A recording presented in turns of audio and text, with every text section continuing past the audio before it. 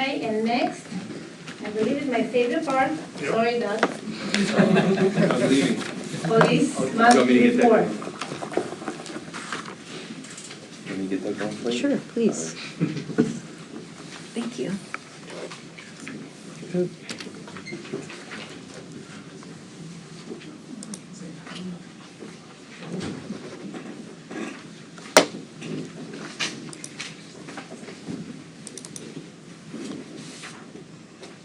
Lots of charts. See, Yeah. she came back Christy's with how many back. slides? We still one slide. Let me I'll introduce Lieutenant Christy Calderwood and welcome her back from a couple months, right? Yes. Yeah.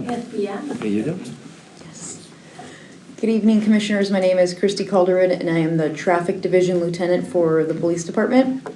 And while our duties daily in the Traffic Division include enforcement, collaboration educationally with all the schools, responding to traffic collisions and investigating those, I'm going to kind of go over some of the things that we've been working on for the last couple of weeks that are out of the ordinary but take up a lot of our time.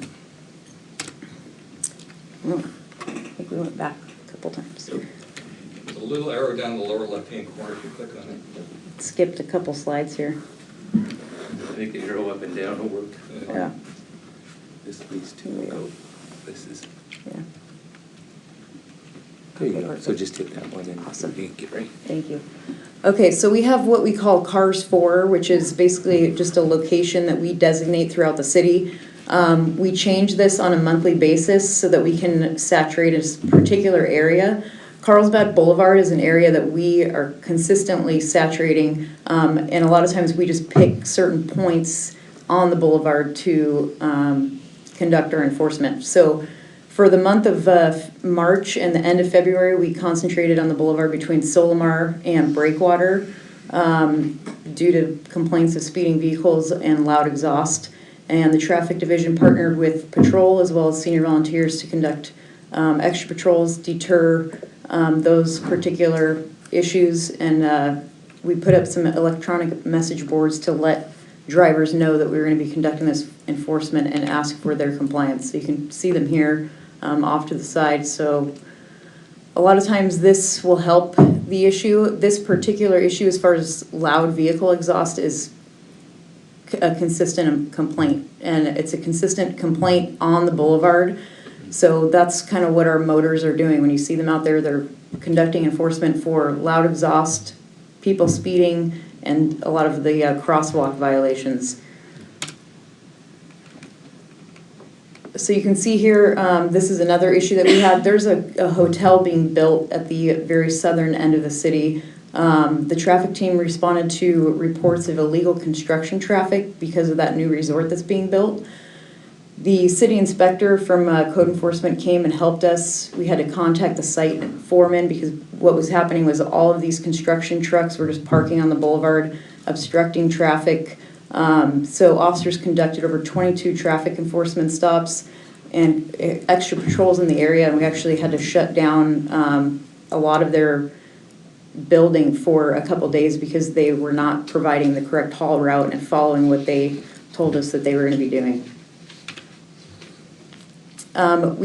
This slide states 2 traffic division call-outs. We actually had one this weekend, so we had 3 for the month of March. And what that means is that we had our serious collision investigators called out. A lot of times it's in the middle of the night for serious injury or fatal collisions. On March 12th, we had a collision at Camino de los Coches near LCC. This was a solo bicyclist that he had a medical condition and it ended up being a heart attack, and unfortunately he passed away. So our investigators went out to that collision. We didn't know what had happened. He was just located on the side of the road. Luckily, a nurse was driving by and called 911 and was attempting to resuscitate him. On March 14th, we also had a collision on the boulevard at Hemlock.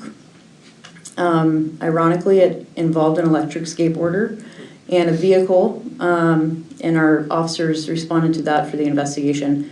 The most recent one was this past Friday night.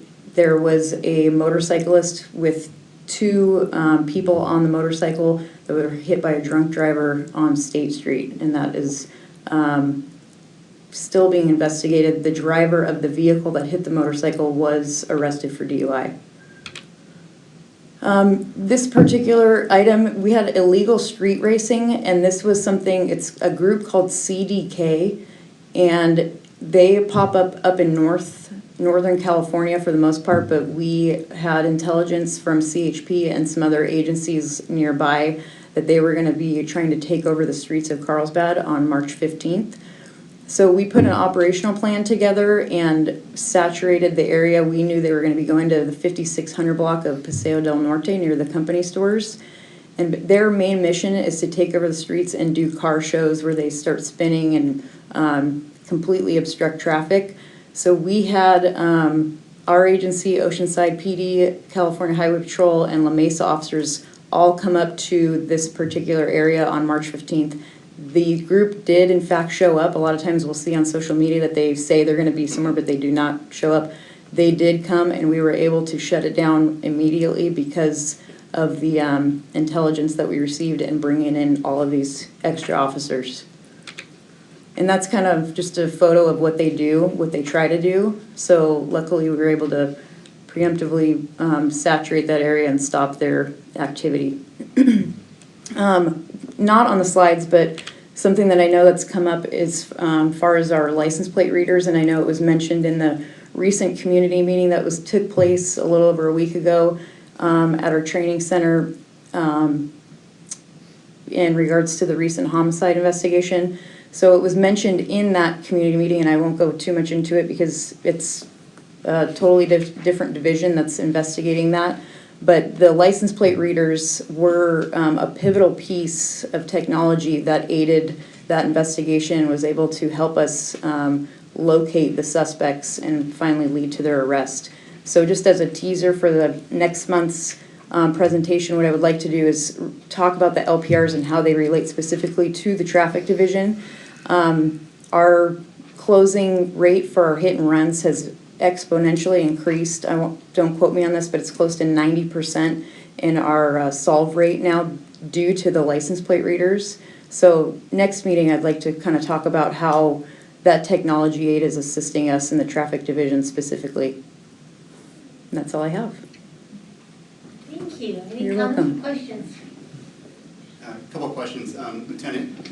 In regards to the drag racing, this thing that happened, was there any other locations, specifically like Northeast or anywhere else in Carlsbad That they were going to hit? Yeah. No, usually they try and take over parking lots, and malls are the areas that they try and take over because they can fit a lot of cars there, and then people can't get in or out. So that was the only information that we had, and that's where they did show up. Are we seeing any increase in any of this street activity or anything like that? No, that's only in the last couple of years. I would say the last 4 or 5 years, it's only the second group that's tried to come to our city. Both times we've taken in mutual aid and we were able to stop them. They hit LA a lot. I think a lot of the groups are up there, and then down south in San Diego there's some groups. We've been really good with our crime analysis, preemptively researching this stuff, and then other agencies assisting us. Great, that's great intelligence. Second question I have, in regards to the hotel and that location, La Costa and on Carlsbad Boulevard, I'm aware of the bike route and the pedestrian route to go up there during that construction site. Is that maintained by the hotel or the company, or is this a city implementation?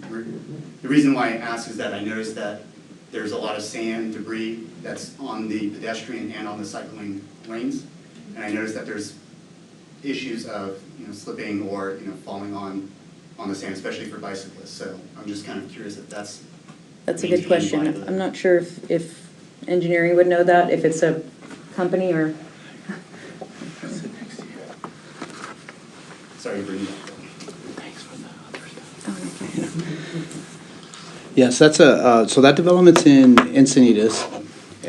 They do have permits in the city of Carlsbad for their traffic control, and we do have inspectors that look at that, and they are responsible for maintaining that. So if it's a street in the city of Carlsbad, we can get on them about that and have that cleaned up. If it's the parking lot of the state, that's with them in the state. We really don't have authority there, or within the city of Encinitas, we don't.